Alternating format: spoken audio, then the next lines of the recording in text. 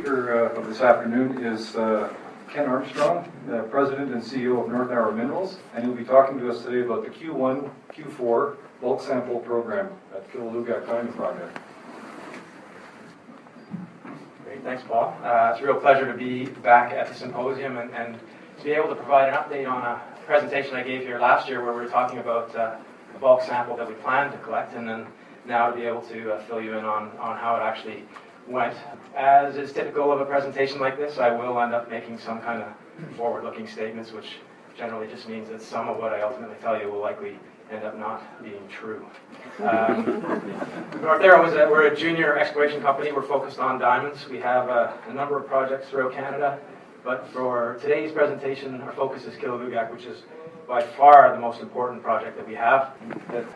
As I tell investors when I'm down south promoting what we're doing, this is the one that we think could be really transformative for the company and turn us from an exploration company into a developer.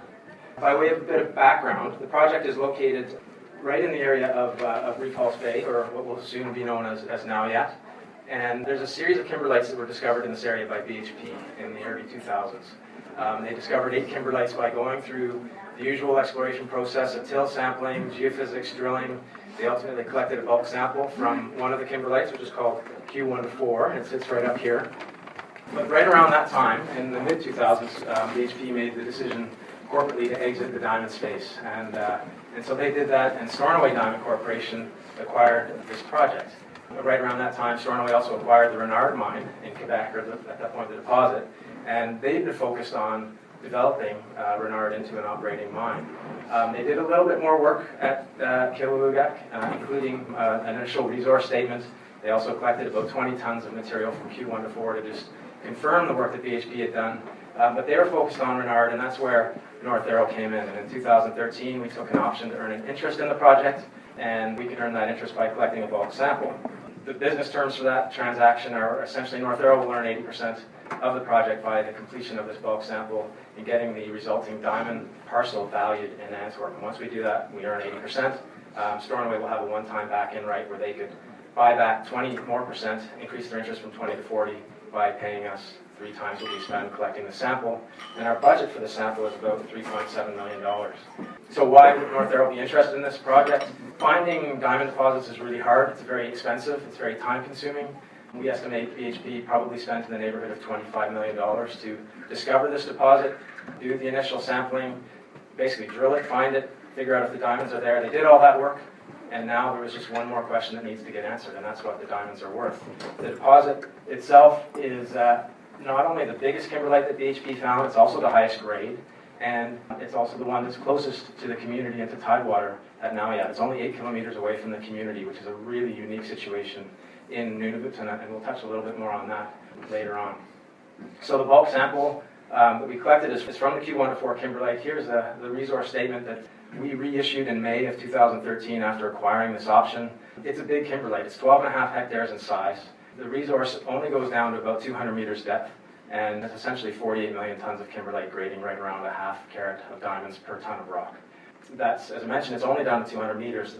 At that level in plan view, the kimberlite is still about 7.5 hectares in size. There's plenty of room to expand that. We've captured a little bit of that with our target for further exploration. It takes it down to right down to 300 meters depth, and we could essentially add maybe another 15 million tons at a very similar grade. So it's a big body. We know the diamonds are there. These 2 circles are the 2 areas of the pits that we collected our bulk sample from, and I just wanted to touch on that because what's sort of immediately clear is we're collecting it from this part of the body right here, which is one phase of what is a multi-phase kimberlite.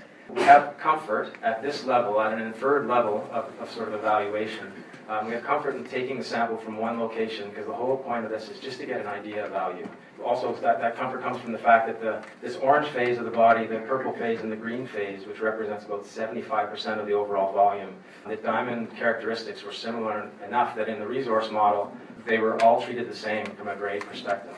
The diamond population is very similar across all the phases, so we're comfortable that the kinds of diamonds we're recovering from each of the phases of the kimberlite are very similar. And so all of that led us to to be comfortable collecting the sample from just one locality right now. And that's largely also driven by cost reasons, which we'll also talk about a bit more. Diamonds are different. We hear that very often, and the reason for that is there's actually 3 components you need in order to really figure out the value of a potential deposit. Just like anything, you need to drill it off, figure out how big it is, figure out the tonnage. You need to know how many diamonds are there in terms of grade. But with almost all other commodities, that's it. If it's a gold deposit or a base metal deposit, you have your tonnage, you have your grade, and then you go to Kitco or talk to your favorite mining analyst and come up with a projected price, and you've got a valuation for the deposit. But diamonds are not all equal, and you need to figure out how much they're worth, and in order to do that, you need a big sample. One way to sort of get across this point of how grade and diamond value are so important together is this slide. We originally built it just as a comparison of showing the resource grade of Q1 to 4, and as it compares to other more advanced projects and some operating mines, with the major caveat here that our resource is an inferred level resource, so it's plus or minus 25% in comparison to some of these other numbers, which will be at the feasibility level or even at the production level. So definitely comparing unequal things at that point. But the point was to get across that the grade at a half carat per ton is pretty good. It's not bad. But in Canada, we have 2 examples that are really good at just demonstrating the importance of grade and value. Diavik and the Lac de Gras area, it went into production with a grade of over 3.5 carats per ton. So that's 350 carats per 100 tons. Very high grade. At a value of $100 a carat, works very well, makes lots of money for its owners, and is a good deposit. At the other end of the spectrum is the Victor mine, which is in Ontario. De Beers operates it. It has a grade of only 25 carats per 100 tons, so that's 1/14 of the grade of Diavik. But it works because the diamonds are beautiful, and they have a very high valuation at about $500 a carat. So that's why you need to know. You can't just look at grade and say, oh, this is fantastic, or oh, it's no good. You need to know whether the diamonds are worth anything, and in order to do that, you need to collect a bulk sample. And so that's what we did here, just reminding ourselves now of where we collected the sample from these 2 surface pits. We had knowledge that we should be able to collect the sample from this area very well because of these 2 green squares. They marked areas where Stornoway, by hand, with shovels and crowbars, collected about 20 tons of material in 2006, 2007.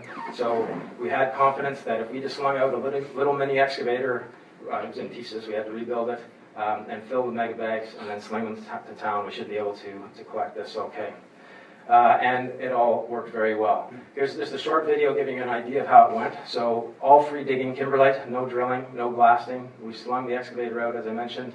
We were able to rip the kimberlite, even just with a straight bucket or with a frost pick, and then pile the kimberlite into piles in order to fill the bags. We actually took a hydraulic hammer because we were concerned about how we'd be able to break up the rock. We never had to take it out of the crate. It was all very straightforward to dig it.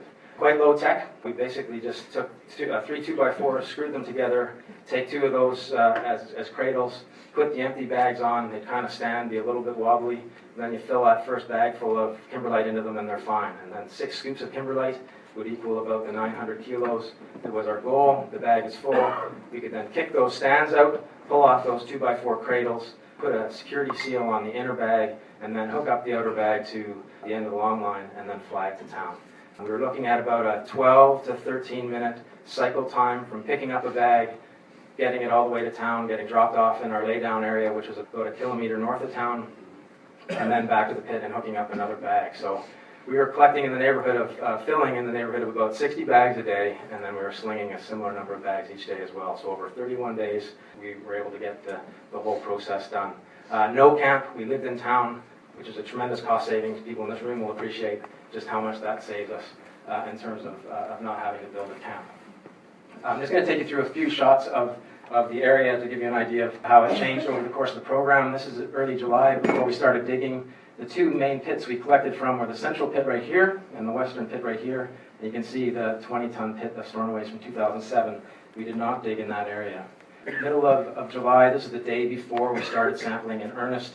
You can see there wasn't much till to strip back at all. Just these 2 windrows were just all the overburden we needed to get out of the way. And then we had these 2 cone-shaped piles of kimberlite ready to start filling bags. About 2 weeks later, this is what the area looked like. Our central pit, which was where most of the sample was collected, you can see filled bags there ready to be slung to town. Our west pit at this point was full of bags as well. Essentially, we would fill those pits up each day, and then we also had an evening shift that I'll talk about where bags were slung into town so they would be empty and we'd be ready to start digging again the next day.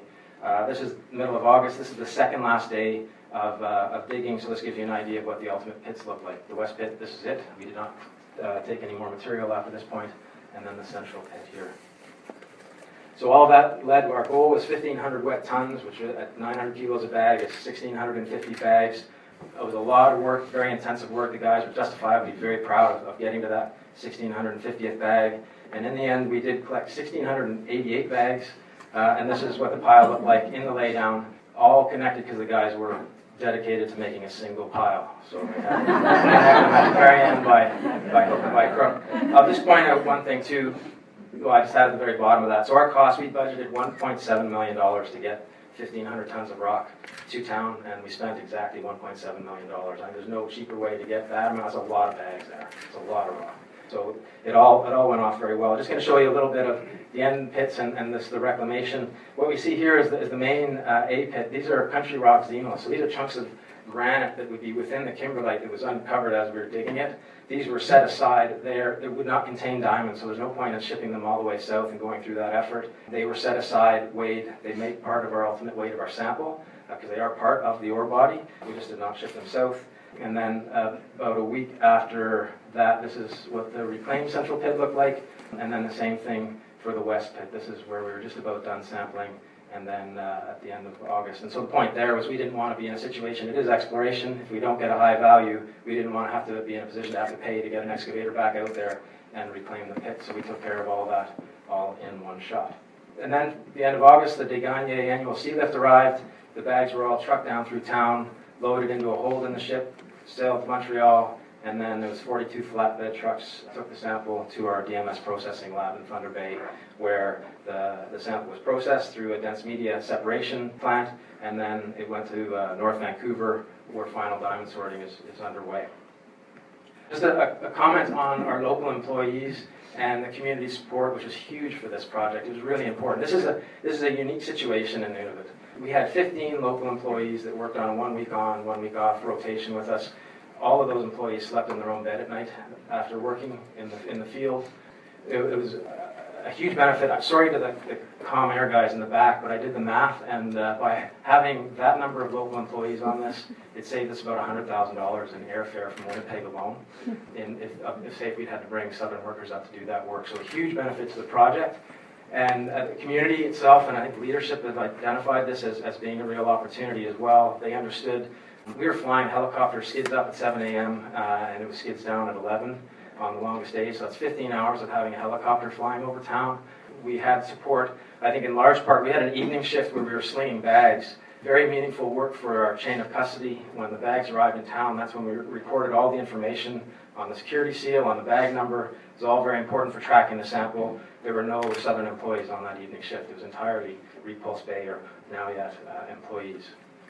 So the diamonds, this is why we're doing this. This is a photo that I would have shown at the presentation last year of some of the diamonds from the work that BHP did. And what we knew going into this is that the diamonds, they look pretty good. They look like typical Canadian goods. Some nice white diamonds. We didn't have very many big stones. This diamond in the back is about a ½ carat in size, but they looked fine. I did identify the fact that the parcel had these guys. There were some yellow diamonds in the parcels that BHP had come up with. We had diamond tears look at them, and they said these are fully saturated yellow diamonds. And what that just means is that the yellow color is the same throughout. It is part of the diamond, and they said those could end up being fancy yellow diamonds. We said, well, that sounds good, and that could be a potential sweetener. But first question, the ultimate question we need is value. But the other questions we needed to answer are, well, do the diamonds extend into the sort of the +1 carat sizes? Are the yellows part of the population? And if so, do the yellows carry on into the larger sizes as well? And at the end of February, just before the PDAC, we announced some partial results from the sample. So this is from about 46% of the overall sample. We reported the recovery of just under 190 +1 DTC diamonds from just over 600 tons. And this is a photo that we released at the same time. This represents what we call sort of run-of-mine production from what ultimately will be about 10% of the overall parcel. And it's just the +5 DTC stones here, so about 17 carats. For reference, this yellow cube is about, well, it's not about, it is 1.17 carats. And then this flattish white diamond here is just over 1.5 carats. So we have diamonds that are extending into the larger sizes, which is one of the key things that we wanted to see. The other key thing is that the white diamonds are there, but there are these guys. There are yellow diamonds. They are part of this population, and they're an important part of the population. By stone count, they're 8.5% of the diamonds that we reported. If we take a look at it by carat weight, they're over 20% of the diamonds that we reported. And that underscores the other perhaps unexpected outcome that we're seeing, which is that the yellow diamonds become proportionally more important as we go to larger stone sizes, to the point where the 3 largest diamonds that we reported, all of them are over 3.5 carat in size, are yellow. Some aren't necessarily the prettiest diamonds, but they're definitely there. They're an important part of the population, and will be undergoing the valuation once we finish processing the sample, which is just coming up. So we have yellow diamonds, and what does that mean? As an example, we've been kind of lucky that there is a comparable out there in the Ellendale mine in Australia. And Ellendale, up until last fall, produced about half of the world's yellow fancy diamonds. The mine was operated by a company. It was their only operating mine, so we could dig through their financials and figure out what they were getting for those stones, because Tiffany bought them from them as part of an offtake. And so the last quarter for which they reported the results, they were getting on the neighborhood of $4,500 US a carat. And if you take a look at it, over the last 12 months of production, that price ranged from about $4,000 a carat to $5,000 a carat. Now, we don't know the particulars of those diamonds. We don't know the sizes of those diamonds. All we know is that that's a big number when you compare it to the average price for white diamonds and white goods. And it's a fair comment to say that if you have a population of fancy yellow diamonds, they can command an order of magnitude higher price. This is a photograph of rough diamond production from Ellendale. I think it would come with the caveat, this is a photo of the diamonds they want you to see. One thing that we have learned about their production, though, is that they commanded that premium because those are all the same. And you'll have seen from our diamonds that they're not the same. There's a real continuum of colors, from lighter, paler yellows all the way to more deeper and intense colors. Those deep, intense colors could be quite important for us. But regardless, the real takeaway from this is that Tiffany's has created a market for yellows, for yellow diamonds, and that part of the supply that's been feeding that market for the last 5 years is about to disappear. So this allows us to wave our arms a little bit. This is where you got to refer back to the second slide, the presentation on forward-looking statements. But we can play around a little bit with what it could mean. And this slide is just looking at a generic mining operation where you have 5% of your production are yellow fancy diamonds, 95% are regular commercial goods. We've used a price of $130 a carat for the commercial goods because that was the average price for commercial goods globally in 2013 for average rough diamonds. And we used $1,000 a carat, just saying, okay, it's an order of magnitude higher price, let's use $1,000 bucks. And this is the sort of outcome you can get in terms of price per carat. It ranges from about 5% yellows up to about 15%. And then if we were to change that $1,000 to $2,000 a carat, we start to see these kinds of prices on a price per carat. Now, super arm wavy, this is just what might be, and this is the kind of exercise we need to go through. We need to convince people to give us the money to spend to go collect this sample, but this is why it made sense to take a diamond deposit that had already had over 25 million bucks spent on it, spend another $4 million and get an answer. This is a slide, it's an important slide for me. It's one that I show when I'm sort of promoting to investors and people down south what it is we're doing. This project, if we can get a positive valuation out of this, it ticks a lot of the right boxes for potential development. As we in this room all know, Nunavut has a settled land claim, and that's hugely important when talking about potential mining jurisdictions. It's an area where you can permit a mine into production. I think Eagle has been through that now with Meliadine and Meadowbank. You can't say that for everywhere in the world, that you're in a jurisdiction where there's a clear path to get something permitted. It's located near tidewater, and this is another huge advantage. This is the area of the Q14 kimberlite. Here's the pits from Stornoway sampling. It's a photo that we took in the fall of 2012. And there's the sea lift, which was in town at the time, and that's the ocean. And there's a history of successful mine development in the Canadian Arctic. If we think of Nanisivik or Polaris, those deposits worked, and they made money because the deposits were right on the ocean. And it's a huge advantage when it comes to freight costs, transportation costs. We think the freight charges to get materials up to this area would be about 50 to 70% of the cost of what it takes to get the same materials to Lac de Gras in the Northwest Territories. So we're trying to get investors to think about, they think of a northern Canadian diamond operation, and they look to those mines as comparables for costs, and it's not a direct comparable because of the location of this thing. The other key advantage is the size of the deposit. All of the tonnage is in one kimberlite, And it's funny, horseshoe shape is actually really advantageous when you start looking at mining scenarios and open pit scenarios. If we were to sort of drop an open pit onto just our inferred resource down to 200 meters depth, you're looking at a stripping ratio of about 2 to 1. So that's 2 tons of country rock for every ton of ore. That's a crazy low stripping ratio for a diamond deposit. If we take it deeper, you could be looking at up to maybe 4 or 5 to 1. By comparison, Gachokwe, which is currently going into production, their strip ratio is about 10 to 1. So it just means you're mining and you're paying to mine less waste or country rock for each ton of ore that gets processed. This is only one of 16 kimberlites, so there's a lot more blue sky in terms of how big it could be, as well as other bodies to evaluate. So if we get a positive valuation, we could move really quickly into a preliminary economic assessment, and we could have that assessment done by the end of the summer. And then carry on with further work from there. So when we talk about it being potentially transformative with a positive valuation, this project will be on a development track very, very quickly. So our path forward right now, we're just doing the final diamond sorting on the remainder of that sample. By the end of this month, we should have it reported, and then plans are in place now to get the diamond valuation completed. And overall, the whole goal here is to get this project onto a development track. I think what we can fairly say right now is that more than ever, it is going to depend on the valuation of these guys. These are some of these really deep, intense yellow colors that we see. I sat down with Tiffany's diamond tears, and they've looked at them and they said those could be special diamonds if they're in the parcel, and they're clearly part of the parcel. And so it's just a matter now of seeing how significant and how important are they on the overall valuation. So please stay tuned, and thank you very much.